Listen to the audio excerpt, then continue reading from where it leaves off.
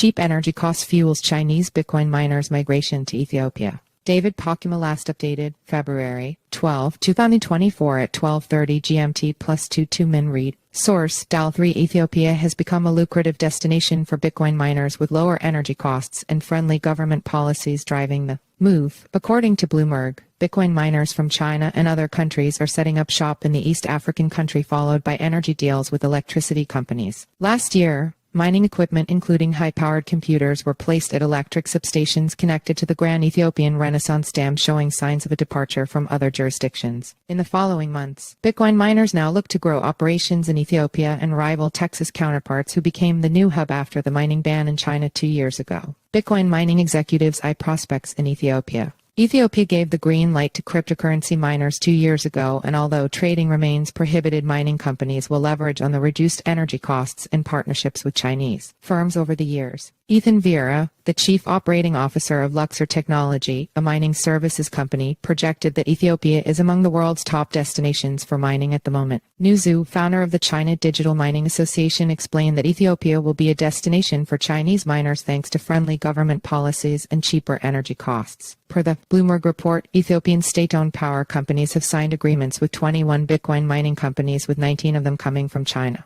On the environmental front, Ethiopia's electricity supply can rival Texas' ability in a few years, with numerous dams and renewable energy sources opening up in recent years. The country's Jared Power project boosted its production to 5.3 gigawatts and will double Ethiopia's capacity upon completion. All this, coupled with the lower cost, is what crypto miners need to weather the storm amid macroeconomic factors. Vitaly Brashenko added that the country's advantages go beyond energy to environmental conditions. The ideal temperature for the miners is 5 to 25 degrees Celsius 41 F77F. That is right in the average range of temperature in Ethiopia.